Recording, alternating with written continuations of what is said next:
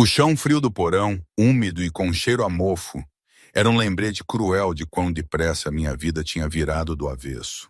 Balas zumbiam no andar de cima, cada tiro um martelo a bater no meu peito. Eu tinha acabado de discar o código, 1985, para aquela porta de pânico atrás da garrafeira, o refúgio seguro que o João me indicara. Era só entrar, fechar-me e esperar. Mas então vi-o. O telemóvel, abandonado perto da caldeira, a vibrar silenciosamente no cimento. Não era o do João. Ele tinha um mais caro, mais discreto. Este era um modelo velho, dos que custam pouco. A capa, uma fotografia de um pitbull. Aquele pitbull. Já o tinha visto antes, não tinha? Numa carteira, quando a Sofia, abraço direito do João, o deixou cair um dia. O meu coração disparou de forma dolorosa. Ignorei os gritos do João e o clangor de metal no andar de cima, o barulho da guerra a arrebentar. Agarrei no telemóvel. O ecrã acendeu-se mostrando uma mensagem de texto. Alvo na cozinha, luzes cortadas, ir agora. As letras pareciam gritar na escuridão. Alvo na cozinha. O João, luzes cortadas, o gerador ainda não tinha ligado. E ele tinha dito que o perímetro estava violado. E eu estava no porão, com uma porta de segurança à minha frente. E Sofia estava lá em cima com ele. O meu pai, coitado, antes de se afogar na garrafa, dizia-me sempre: Ana, a coisa mais perigosa do mundo não é o lobo que te ataca de frente, é a cobra que te morde pelas costas. Eu ria-me na altura. Agora a frase era um eco na minha mente, frio e aterrorizador. Não entrei na sala de pânico. Deus me livre, não. O medo devia ter me paralisado, devia ter corrido para a segurança, mas uma raiva fria, quase branca, explodiu dentro de mim. O que é que eu estava a fazer? Eu, Ana, uma simples empregada de mesa, agora no meio de uma guerra, porque tinha a mania de ser honesta. Agarrei numa chave inglesa de ferro pesada, fria e oleosa, de uma bancada próxima. Era a arma mais ridícula que se podia imaginar, mas a minha mão apertou-a com uma determinação que não sabia que possuía. Corri de volta para as escadas. A casa parecia um pesadelo de luzes vermelhas intermitentes, as luzes de emergência. A visão era um borrão de fumo, poeira e flashes de tiros. O João, ele estava no corredor de entrada a disparar contra 3 homens que irrompiam pela porta da frente. Gritava o nome da Sofia, a Sofia que era suposto flanqueá-los, a Sofia que afinal... Ela apareceu, de repente, das sombras da sala de estar, atrás do João. A arma levantada, não apontada aos intrusos, mas às costas do João. O grito rasgou a minha garganta, uma coisa crua e selvagem. João! Corri, com os pés a bater no chão de mármore. A chave inglesa erguida como se fosse uma espada, como se fosse, sei lá, o destino. Foi tudo numa fração de segundo, uma eternidade esmagada num instante. O João virou-se, o tiro da Sofia disparou, errou, cravando-se no soalho de mogno onde ele estivera segundos antes. A chave inglesa atingiu o antebraço da Sofia com um estalo nauseabundo de ossos. Ela berrou, a arma caindo, e girou, a cara contorcida de choque e fúria. Não me esperava. Ninguém espera de empregada de mesa, não é? O João olhou para mim, para a Sofia, para o buraco de bala no chão, para a chave na minha mão. A realização dolorosa e pesada cravou-se no seu olhar. Foi há quanto tempo que tudo isto começou? 1 semana? 10 dias? Já nem tenho a certeza. A minha memória, que costumava ser tão nítida para as encomendas do Pedro no café, agora parecia uma rede esburacada, com os detalhes importantes a escorregar entre as malhas. A primeira vez que o vi, no café do Pedro, na Graça, acho que foi uma terça-feira, sim, estava a chover a potes. O ar era pesado, pegajoso, o cheiro perpétuo a café queimado e desinfetante de limão parecia mais forte que o normal. Eu estava cansada, exausta até aos ossos. 24 anos, mas os olhos, sempre carregados de olheiras, davam-me uns bons 30. A etíqueta do uniforme, como sempre, torta. Aquele homem, ele estava no meu box número 9 há quase 1 hora. Não tocara na comida. O fato cinzento escuro parecia valer mais do que o prédio todo. O relógio, um Patek Philippe de platina, captava lá pouca luz do café a cada movimento do pulso. Era João Silva. Não sabia o nome dele na altura, claro, mas conhecia o tipo. Lisboa está cheia deles. Tubarões, executivos da alta finança que vêm aos bairros antigos para sentir a autenticidade antes de se recolherem às suas coberturas luxuosas. Mas ele não era um desses. Ele estava à espera. Aquele homem irradiava perigo. Não o perigo ruidoso e bêbado da multidão de sexta-feira, mas o perigo silencioso de um predador à espreita. Mais café? Perguntei, a voz soando mais exausta do que queria. A minha mão estava firme, anos de prática. Ele virou a cabeça devagar. Os olhos, escuros, quase pretos, eram frios. Não me viu. Eu era um objeto, Mobília. Não, a conta. Deixei a conta virada para baixo na mesa e afastei-me. Os pelos da minha nuca eriçaram-se. Foi um mau pressentimento que se confirmou logo a seguir. Ele levantou-se apressado e atirou um amasso de notas na mesa. Pensei que era gorjeta, uma grande gorjeta para ser justo, mas depois, a contá-las, 1.000 euros. Sim, 1.000 euros. E a seguir, a Sofia, antes de ser a minha inimiga, chamava-se Luca na outra história. Mas isso não importa. O que importa é que ela o esperava. Viu entrar naquele SUV preto lustroso. Tão rico, nem se importava. Não, ele não se importava. Deixou para trás não só o dinheiro, mas também um isqueiro de prata gravado, com iniciais que eu mais tarde saberia que eram dele. 1.000 euros. O universo devia-me aquilo, a mim, Ana, pelas horas extra, pelos empréstimos, pela mãe doente no porto. Mas a ética do meu pai, por mais pobre que ele fosse, estava cravada em mim. Não pegamos no que não é nosso. Foi por isso que corri. E a chuva, a chuva de Lisboa, sempre tão dramática. Fui atrás dele, encharcada, a gritar. Ei, senhor do fato! Ele parou com um pé já dentro do carro. A Sofia, uma montanha de homem que na altura parecia o porteiro, não o braço direito, ficou tensa, a mão a ir para dentro do casaco. Ele virou-se e viu-me, uma ratazana molhada, o cabelo colado à cara, o avental a voar. Deixou isto. Eu disse ofegante, a mão estendida, as notas molhadas e o isqueiro no topo. Ele olhou para o dinheiro, depois para mim. Estava confuso. Correu 3 quarteirões à chuva para me devolver dinheiro que, obviamente, não me importava. A sua voz era baixa, calma, cortando o som da tempestade. São 1.000 euros. Quem é que não se importa com 1.000 euros? Eu atirei irritada. Eu não. Fique com isso. Considere uma gorjeta. E virou-se para entrar no carro. Não. A palavra, um chicote, fê-lo parar. Ninguém lhe dizia não. Dei um passo em frente e invadi o seu espaço pessoal. Peguei na sua mão, seca e quente, e forcei o dinheiro molhado e o isqueiro para a palma da sua mão. Sou empregada, não mendiga. Trabalho pelo meu dinheiro.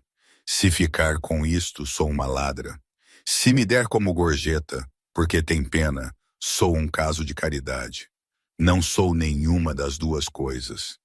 E depois, a insanidade final. A minha mão molhada foi ao bolso do avental, vasculhou e tirou a minha única gorjeta da hora.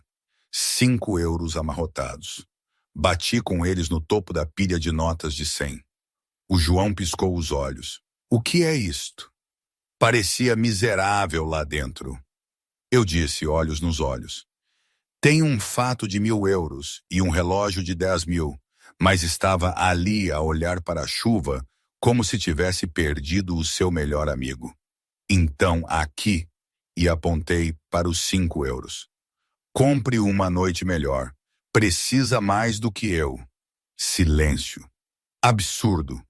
Insultuoso, mas de alguma forma o mais chocante que lhe tinha acontecido em anos, como mais tarde eu saberia. Aquele homem, o capo da máfia de Lisboa, paralisado na calçada à chuva. Eu tinha pena dele. Eu que tinha menos na conta bancária do que ele gastava num jantar, estava a dar-lhe esmola. Está a dar-me 5 euros, repetiu ele devagar. É tudo o que tenho, encolhi os ombros, abraçando-me para aquecer. Não gaste tudo de uma vez. Conduza com cuidado. Virei-me e corri de volta para o café, a cabeça baixa contra o vento e a chuva, chapinhando pelas poças. Ele ficou ali por muito tempo, a Sofia, na altura o Luca, nervosa, a chamar por ele. Patrão, temos de ir os federais. Mas ele não se moveu. Olhou para o dinheiro ensopado na mão, encimado pela nota de 5 euros. Depois, o canto da boca moveu-se. Um sorriso. Sofia, descubra quem é ela. Tudo. E assim começou a minha queda. No dia seguinte, a realidade bateu com força. A adrenalina do confronto tinha desaparecido, substituída pelo peso esmagador das contas. Sentei-me à minha mesa instável do IKEA, a olhar para uma carta da EDP.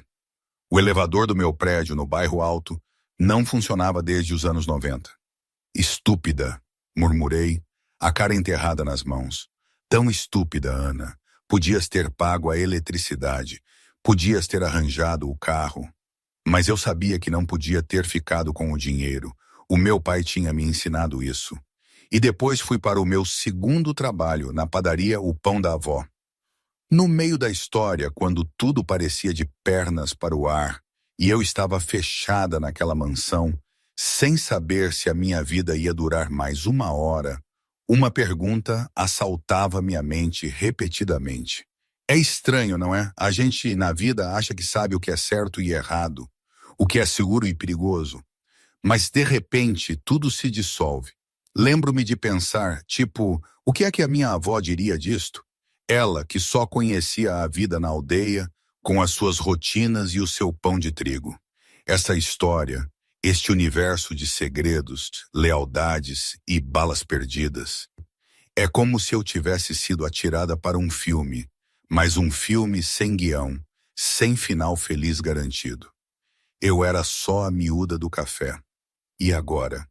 Eu questionava se o que fiz na noite da chuva foi coragem ou apenas uma estupidez tremenda. Será que valeu a pena? Por 1.000 euros? Por 5 euros? Por um isqueiro com segredos? Não sei. Honestamente, ainda não sei. É um turbilhão. Mas tinha de continuar. Enquanto isso, do outro lado de Lisboa, num escritório envidraçado com vista para o Tejo, João Silva sentava-se numa cadeira de couro que valia mais do que a minha educação inteira. O relatório, disse ele sem levantar os olhos de uma pasta. A Sofia estava ali, um pouco desajeitada. Ana Ribeiro, a Sofia começou. 24 anos, nasceu em Beja. Veio para cá há 3 anos. Trabalha no Café do Pedro e na padaria O Pão da Avó no quarto. Sem antecedentes, nem uma multa. João virou a página. Fotos. Ana a ir para o trabalho. Ana com compras. Ana cansada. As finanças, continuou a Sofia. Péssimas, patrão. Ela está afogada. Empréstimos estudantis de um curso de enfermagem que não terminou. Abandonou quando a mãe ficou doente. A mãe está num lar no Porto. Um sítio caro. É para lá que vai todo o dinheiro dela. Está com 3 meses de renda em atraso. O senhorio é o Carlos o Rato Moraes. Os olhos do João estreitaram-se. Moraes. Aquele escroque opera no meu território. Tecnicamente é independente, mas espreme os inquilinos até o osso. Ele recostou-se, pegou na nota de 5 euros, que tinha secado e posto debaixo de um peso de papel de vidro. Ali estava, a troçar dele. Ela deu-me isto. Acha que estou triste. Acha que o patrão está triste, Sofia. Ele levantou-se e foi até a janela. Ela devolveu-me 1.000 euros e deu-me o dinheiro dela porque achou que eu estava a ter um mau dia. Não faz ideia de quem eu sou. Provavelmente não, patrão. É uma civil, totalmente limpa. João sentiu uma sensação estranha no peito. Não era romance ainda não. Era curiosidade misturada com uma irritação possessiva. Não gostava de dever a ninguém, e tecnicamente devia-lhe. Ela tinha-lhe poupado uma viagem de volta para o isqueiro, que continha um microchip com os registros da sua operação. Se a polícia o tivesse encontrado, ele estaria numa cela. Ela não tinha apenas devolvido dinheiro. Tinha, por acidente, salvado o seu império. E ainda lhe tinha dado uma gorjeta. Prepare o carro, disse João. Para onde vamos, patrão? A minha base. Não, João abotoou o casaco. Vamos visitar o Carlos Moraes. Está na altura de discutir as suas técnicas de gestão de propriedades. Eu, entretanto, estava a morrer de medo de ir para casa. O Carlos Moraes, o meu senhorio, tinha me ligado 2 vezes durante o meu turno na padaria. Ele era um homem pequeno com uma voz alta e o hábito de bater as portas à meia-noite. Quando finalmente me arrastei pelos 4 andares de escadas até a porta do meu apartamento, preparei-me para um aviso de despejo, mas não havia nada. Destranquei a porta e entrei. Havia um envelope debaixo da porta, liso, branco. As minhas mãos tremiam. Seria um processo? Rasguei-o. Lá dentro, uma única folha. Era um recibo do grupo de propriedades morais. Pago na totalidade, arrendamento renovado por 12 meses. Olhei fixamente. Virei-o. Nada. Sem bilhete, sem nome. O que é isto? Sussurrei. Liguei-lhe imediatamente. Carlos, sou a Ana. Encontrei este recibo. Deve ser um engano. Ainda não enviei o cheque. Engano nenhum, querida. A voz do Carlos soava diferente. Normalmente era como um cão de fila a mastigar uma vespa. Hoje soava aterrorizado e excessivamente educado. Está tudo tratado. Na verdade, estava a ver os livros e parece que pagou a mais no ano passado. Então creditei-lhe o próximo ano. Estamos bem. Estamos perfeitamente bem. Por favor, tenha um bom dia. Clique. Olhei para o telefone em choque. Carlos Moraes nunca dava créditos. Ele cobrava-me o ar que eu respirava no corredor, se pudesse. Sentei-me no sofá, confusa. 1 ano de renda, de borla. Então lembrei-me dos olhos, os olhos escuros e frios do homem do café. Não, pensei, é loucura. Era só um tipo rico. Provavelmente esqueceu-se de mim no segundo em que fechou a porta do carro. Mas a sensação não desapareceu. 2 dias depois, no café do Pedro, aconteceu de novo. Estava no meio do almoço, na loucura. Fui ao balcão buscar uma encomenda. Pedro, onde está o Clube do Peru? Pedro virou-se. Parecia pálido. Ana, podes ir para casa. O resto do dia é folga. O quê? Pedro, é 12:00. Estás atolado de clientes. Disse, vai, sibilou Pedro, limpando a testa com um pano. E aqui? Entregou-me um envelope. O teu bônus. Bônus, Pedro? Mal consegues pagar a conta da eletricidade? O negócio está a melhorar. Pega e vai, por favor. Abri o envelope. 5.000 euros em dinheiro. Larguei-o no balcão. Pedro, o que está a acontecer? Quem está a fazer isto? Pedro aproximou-se, a voz a tremer. Ana, não sei quem conheces. Não sei com quem andas, mas um homem veio cá esta manhã. Um tipo assustador, com um pescoço como um tronco de árvore. Disse que o serviço neste lugar precisa de melhorar, especificamente para ti. Deu-me dinheiro suficiente para renovar a cozinha e disse, se não for tratada como uma rainha, vou transformar este sítio num estacionamento. Senti o sangue a esvair-se do meu rosto. Era ele, o senhor do fato. Não senti gratidão. Senti terror e raiva. Peguei no casaco e no envelope. Ele deixou um nome? Perguntei. Não, Pedro sussurrou, mas deixou um cartão. Entregou-me um cartão de visita preto elegante, sem logotipo, apenas um nome e um número gravados à prata. João Silva. Silva Importações. Olhei para o cartão. Eu sabia aquele nome. Todos em Lisboa sabiam o nome Silva, mas geralmente em sussurros. Meu Deus, respirei. Gritei com a máfia. Devia ter fugido. Devia ter me mudado para o Porto com a minha mãe. Em vez disso, Ana Ribeiro fez a única coisa que João Silva não esperava. Saí do café, fui ao telefone público mais próximo. Não queria isto no meu telemóvel. E disquei o número. Tocou 2 vezes. Silva? Uma voz grave atendeu. Não me pode comprar. Eu respondi para o receptor. Silêncio. Um longo e pesado silêncio. Depois, uma risada baixa. Olá, Ana. Não, olá, Ana. Nem nada. Pagou a minha renda. Ameaçou o meu patrão. Está a tentar dar-me dinheiro. Estou a saldar uma dívida, disse João calmamente. Devolveu-me algo de valor. Recompenso a lealdade, mesmo a acidental. Devolvi-lhe 5 euros. Deu-me 5.000. As contas não batem. Ajusto pela inflação. Vou devolvê-lo, disse eu. Vou ao seu escritório e vou devolver este dinheiro. Não quero o seu dinheiro sujo. Ana. A voz do João baixou um tom. Não estava mais divertida. Era uma voz de comando. Está num mundo que não entende. Carlos Moraes não é um senhorio simpático. Resolvi-lhe um problema. Aceite a vitória. Não aceito vitórias que não ganhei. Onde é o seu escritório? João suspirou. Estava sentado no seu escritório a olhar para a cidade. Devia estar a ordenar um ataque a uma família rival. Em vez disso, estava a discutir com uma empregada que ganhava 4 euros por hora. E estava a gostar. Avenida da Liberdade, número 100, disse João. Penthouse. Mas Ana, o quê? Se vier aqui já não é apenas uma empregada de mesa. Está a entrar na minha vida.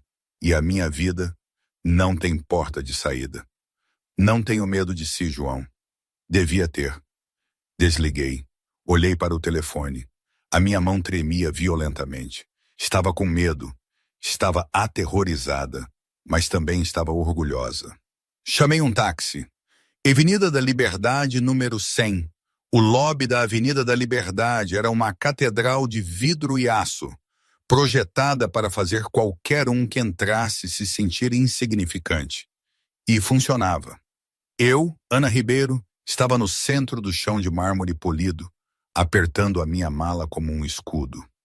Vestia a minha velha e desbotada camisola de ganga e os meus tênis de trabalho, em contraste gritante com os homens e mulheres que passavam por mim, em fatos que sussurravam dinheiro. Aproximei-me da secretária de segurança. O segurança, um homem com um pescoço tão grosso quanto um extintor, nem sequer levantou os olhos dos seus monitores. Nome: Ana Ribeiro. Vim ver o João Silva. O segurança fez uma pausa. Olhou para cima, analisando-me dos pés à cabeça com um ar de desdém. O senhor Silva não recebe sem hora marcada. Tem agendamento? Não, diga-lhe que é sobre os 5 euros. O segurança fez um sorriso afetado. Ouça, menina, a saída está atrás de si. O senhor Silva está numa reunião com a Câmara Municipal. Não tem tempo para pedintes. Senti o calor subir-me às bochechas. Bati com o cartão de visita preto na secretária de mármore. Ligue-lhe. O segurança olhou para o cartão. O sorriso desapareceu. Era o cartão de linha privada. Apenas a família e os associados de alto nível tinham aquele tipo específico de cartão. Pegou no telefone, o seu comportamento mudou instantaneamente para uma eficiência aterrorizada. Sussurrou algumas palavras, ouviu e depois desligou. Elevador C, último andar. Ele está à sua espera. Caminhei até o elevador, sentindo os olhos do lobby em mim. Entrei na cápsula de vidro.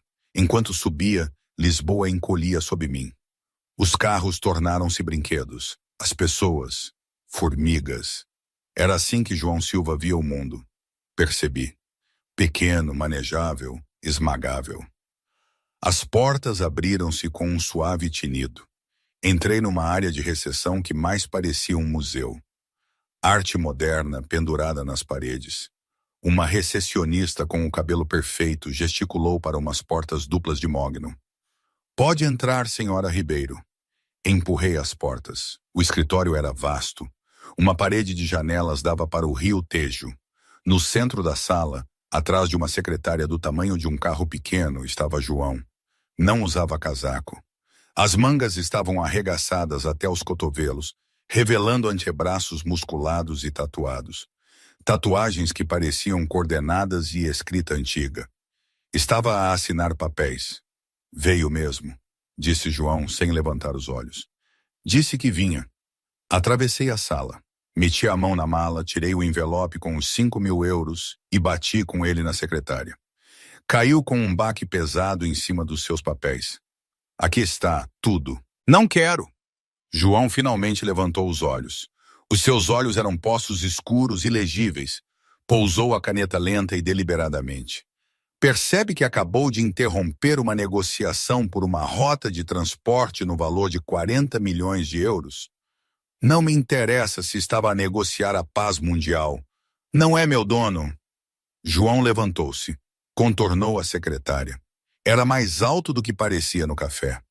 Pairava sobre mim, irradiando um calor e uma intensidade que faziam o ar da sala parecer rarefeito. Tem razão, disse João suavemente. Ainda não sou seu dono. Desculpe? Tem fibra, Ana. Gosto disso. A maioria das pessoas treme quando está nesta sala. Você parece que me quer dar um murro.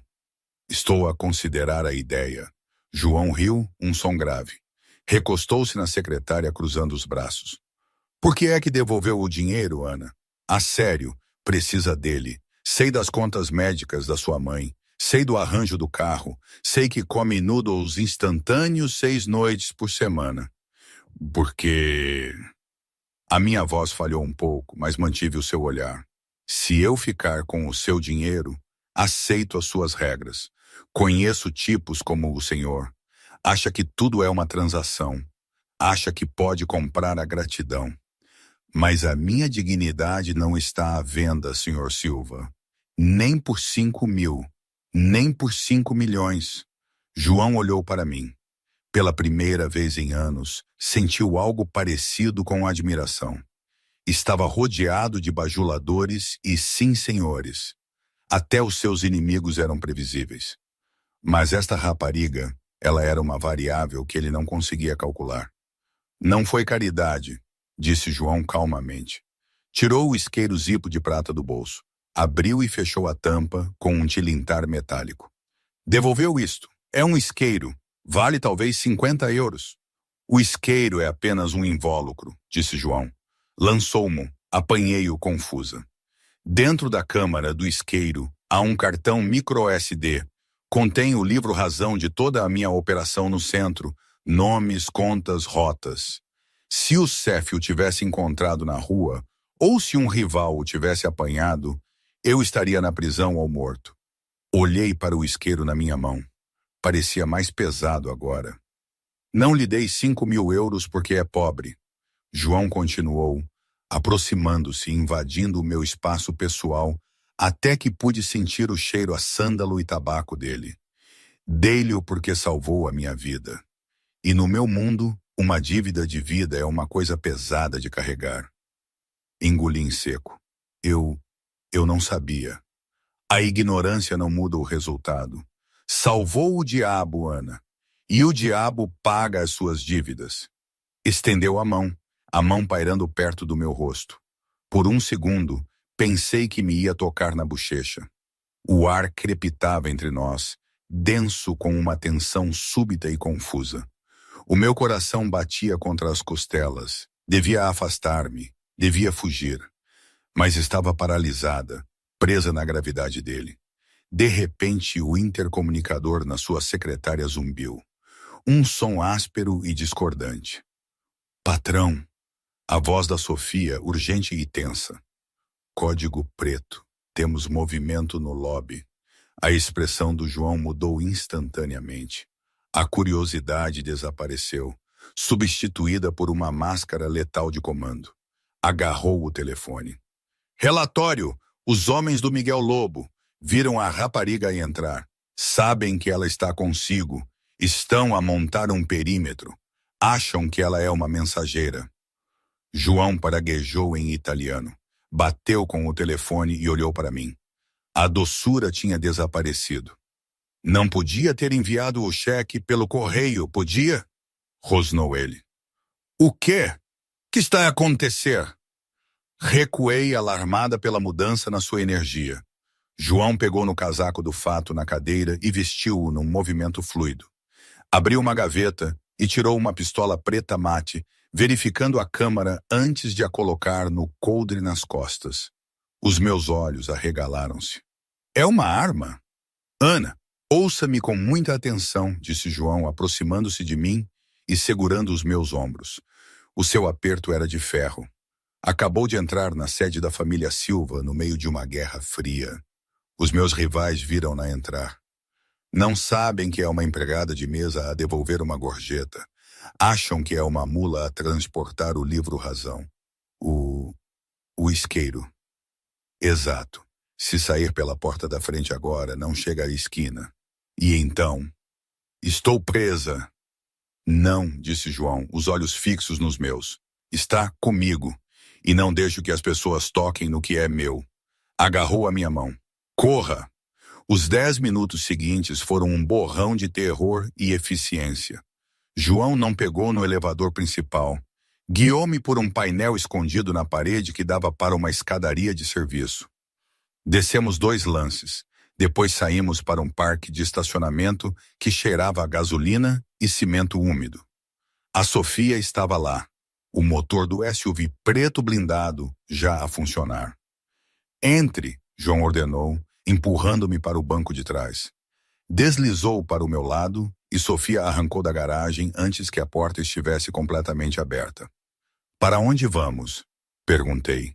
As minhas mãos tremiam tanto que tive de as apertar no colo. Casa segura, disse João. Digitava furiosamente no telemóvel. Não podemos ir ao seu apartamento. O Miguel Lobo terá homens lá dentro de 1 hora. O meu apartamento! Mas o meu gato, o Sr. Bigodes, está lá. João fez uma pausa. Olhou para mim com um ar de incredulidade genuína. Estamos a fugir de uma tentativa de assassinato. E está preocupada com um gato? Ele tem diabetes. Precisa da insulina.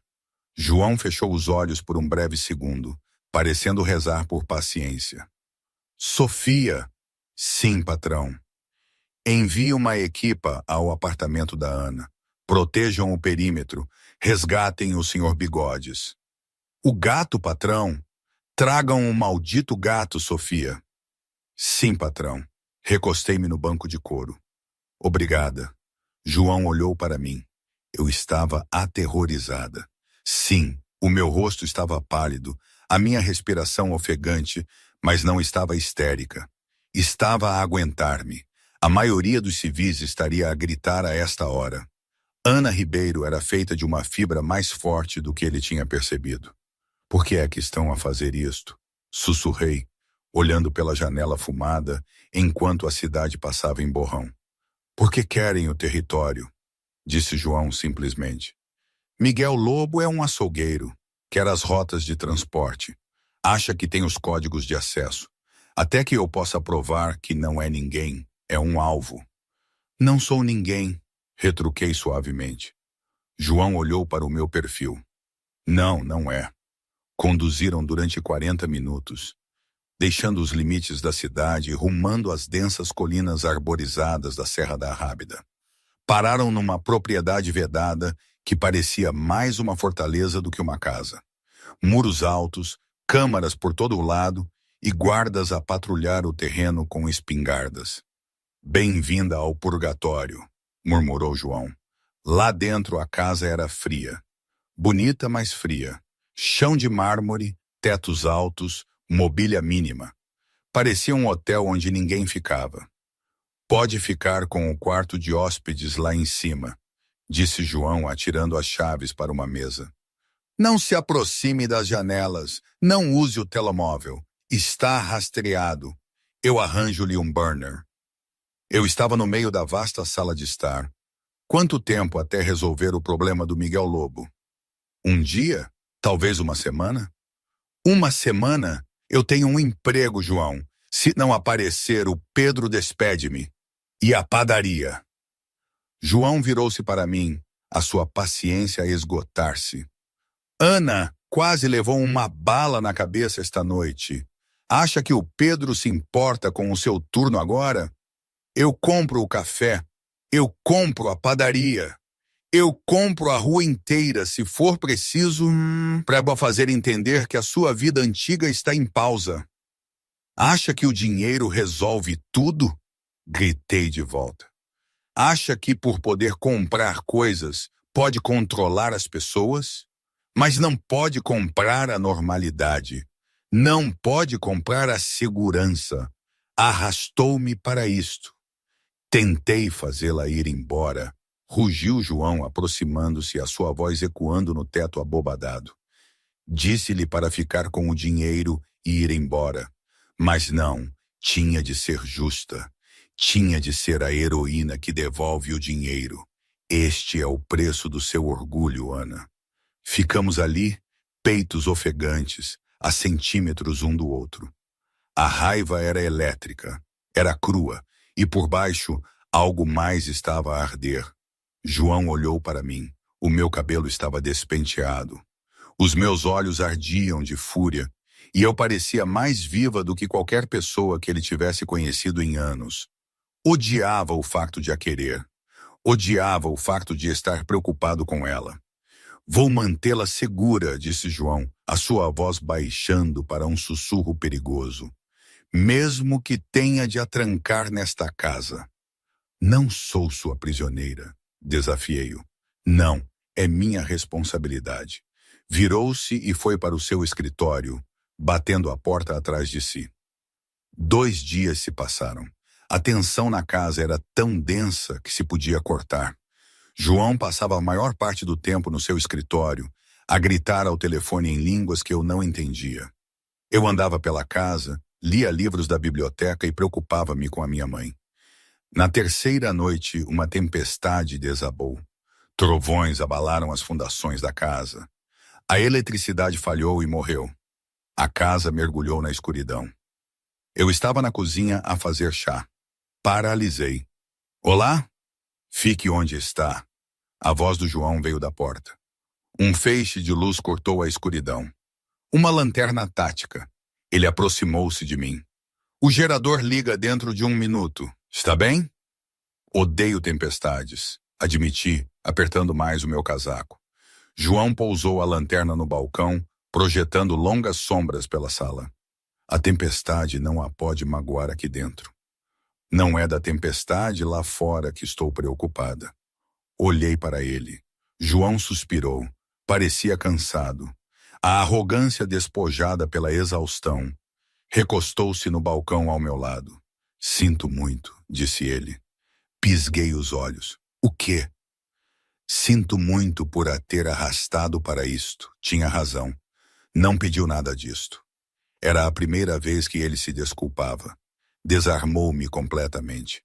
Por que é que o faz, João? Perguntei suavemente. Esta vida, as armas, o medo, é inteligente.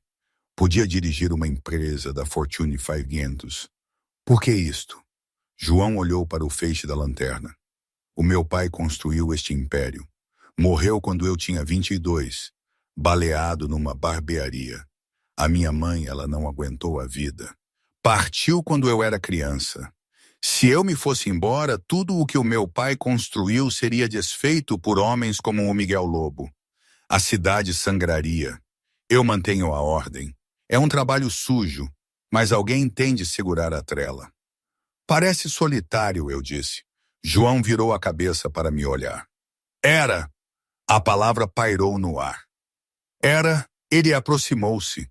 A escuridão tornou-nos corajosos. Estendeu a mão e afastou uma mecha de cabelo de trás da minha orelha. Os seus dedos demoraram-se na minha mandíbula. A sua pele era áspera, mas o seu toque era gentil. Ana, sussurrou ele. Não me afastei, inclinei-me no seu toque. João, ele beijou-me. Não foi um beijo suave de filme, foi desesperado. Tinha o sabor do perigo e da frustração reprimida. Agarrei as lapelas da sua camisa, puxando-o para mais perto. João envolveu os braços na minha cintura, levantando-me para o balcão da cozinha, enterrando o rosto no meu pescoço. Por um momento, a guerra lá fora não existia. Havia apenas a tempestade, a escuridão e o calor entre nós. Mas o momento foi quebrado por um som que não era trovão. Crá! Vidro a partir no andar de baixo. João recuou instantaneamente. Os seus olhos estavam arregalados, as pupilas dilatadas. Pôs um dedo nos meus lábios. Quietinha, respirou ele. A mão foi para a arma na sua cintura. O perímetro, sussurrei aterrorizada. Violado, sibilou João. O Miguel Lobo encontrou-nos. Agarrou a minha mão, puxando-me para fora do balcão. Temos de nos mover agora. Corremos para o corredor. As luzes de emergência piscaram, banhando a casa num brilho vermelho fantasmagórico. Tiros irromperam do hall de entrada. Sofia! Gritou João. Não houve resposta. João empurrou-me para a escada traseira. Vá para o porão. Há uma sala de pânico atrás da garrafeira. O código é 1985. Vá! Não a vou deixar. Vá! Rugiu João. Virou-se para o hall, erguendo a arma. Raspei as escadas abaixo, o meu coração a gritar no meu peito. Cheguei ao porão, encontrei a garrafeira. Digitei o código. A porta secreta abriu-se com um assobio. Mas não entrei. Vi algo no chão, perto da sala da caldeira. Um telefone?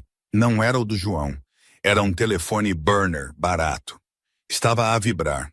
Peguei nele. Uma mensagem de texto estava no ecrã. Alvo na cozinha. Eletricidade cortada. Vá agora. Olhei para o telefone. Reconheci o papel de parede no ecrã. Era uma fotografia de um pitbull terrier. Já tinha visto aquele cão antes numa foto, numa carteira.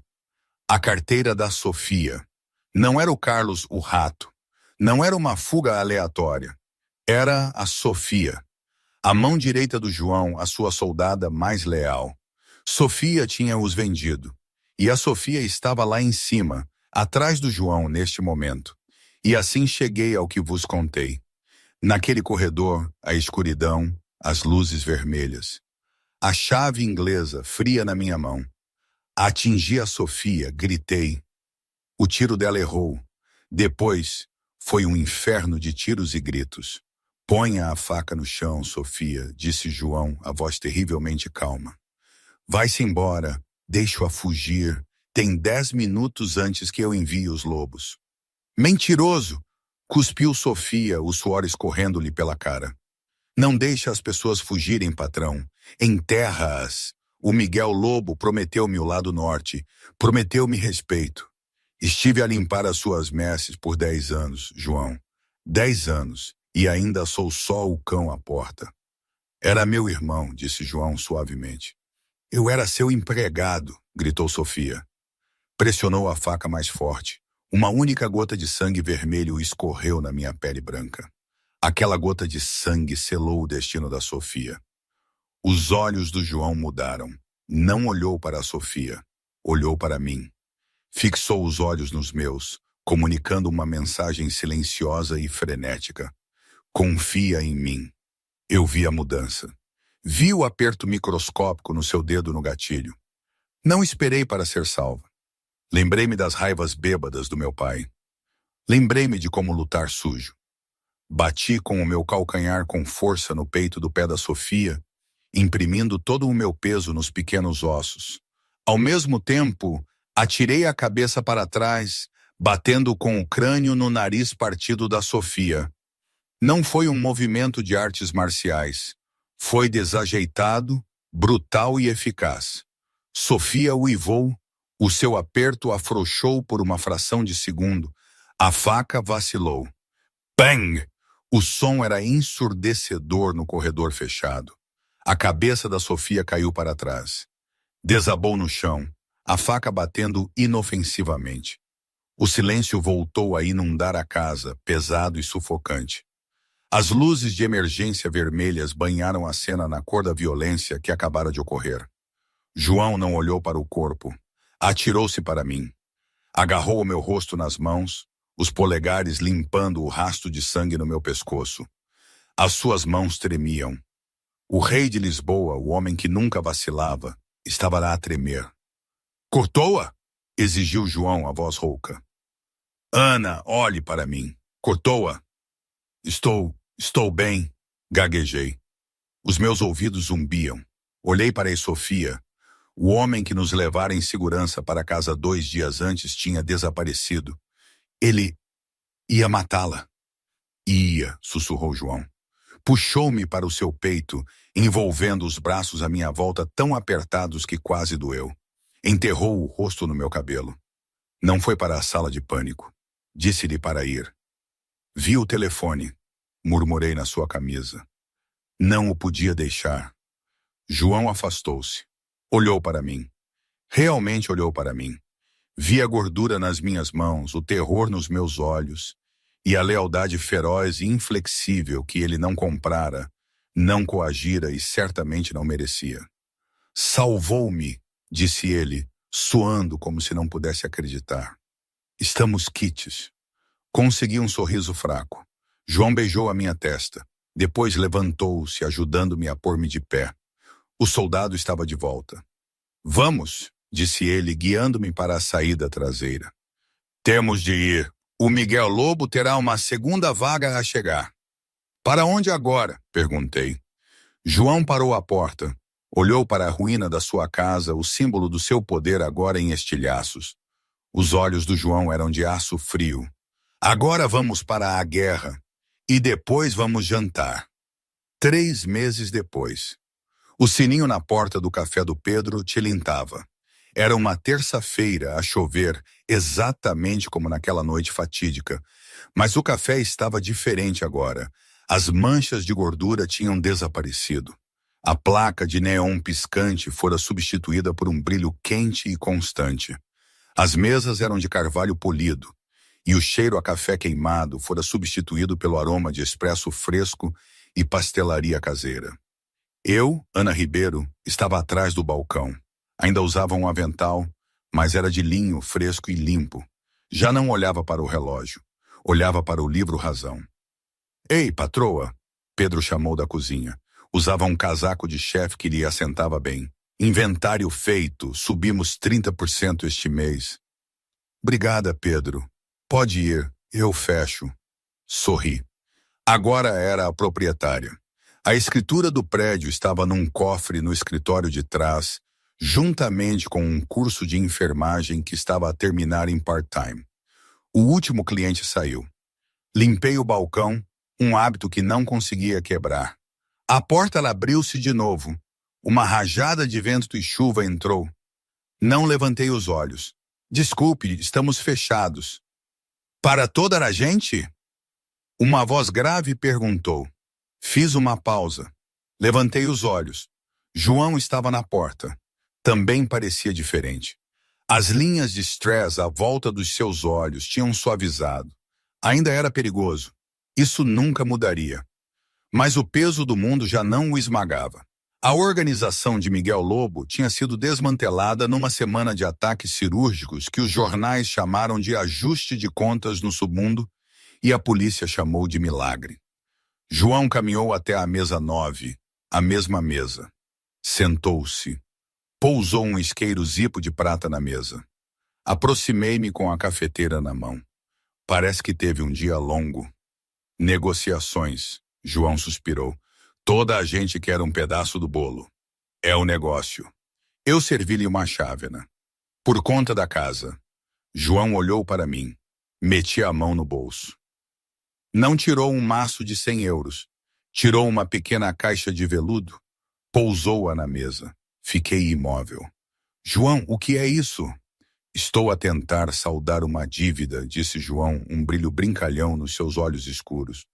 Calculei os juros daqueles 5 euros que me deu, capitalizados diariamente, ajustados pela inflação. Adicionei um bônus de risco por me ter salvo a vida 2 vezes. E acontece que não me posso dar ao luxo de a pagar em dinheiro. A soma é demasiado alta. Deslizou a caixa para mim. Então, continuou ele, tenho de oferecer capital, uma parceria. Abri a caixa. Lá dentro não estava um diamante do tamanho de uma pista de patinagem. Era uma aliança simples e elegante de platina incrustada com 5 pequenas safiras. 5? Eu ri. Um som genuinamente feliz que preencheu o café vazio. 5 safiras pelos 5 euros? João sorriu maliciosamente. Sou um tipo sentimental. Levantou-se e pegou na minha mão. O seu aperto era quente e sólido. Ana Ribeiro, disse João, a sua voz baixando para aquele sussurro íntimo que ainda me deixava as pernas bambas. Tenho dinheiro, poder, e a cidade de Lisboa no meu bolso. Mas nada disso funciona sem si. É a única pessoa que alguma vez viu o homem por trás do fato. Case-se comigo. Seja a rainha deste reino que estamos a construir. Olhei para o anel, depois para ele. Pensei na chuva, no medo, na chave inglesa e nas noites que passamos a conversar até ao nascer do sol, desde que a guerra tinha acabado. Pensei em como ele tinha pago o novo centro de tratamento da minha mãe sem me dizer. Pensei em como ele olhava para mim como se eu fosse a única luz numa sala escura. Peguei no anel. Sabe, eu disse, colocando-o no meu dedo. Assentou perfeitamente, mas ainda vai ter de pagar o seu café. João riu, puxando-me para um beijo que tinha o sabor da chuva e da promessa. Ponha na minha conta, murmurou contra os meus lábios. E hoje, não sei. Às vezes penso que foi a melhor coisa que me podia ter acontecido. Outras vezes, penso que cometi um erro. Provavelmente os dois. A vida é assim, não é? Nada é definitivo, nada é perfeito, mas é a minha vida. E por mais perigosa e confusa que seja, agora parece que pertenço a este lugar, a este caos que é só nosso. Aqueles 5 euros, quem diria que mudariam tudo? Perguntas? Não tenho. Só a certeza de que a vida não é como nos contos de fadas, mas sim como a mais bruta e bela realidade.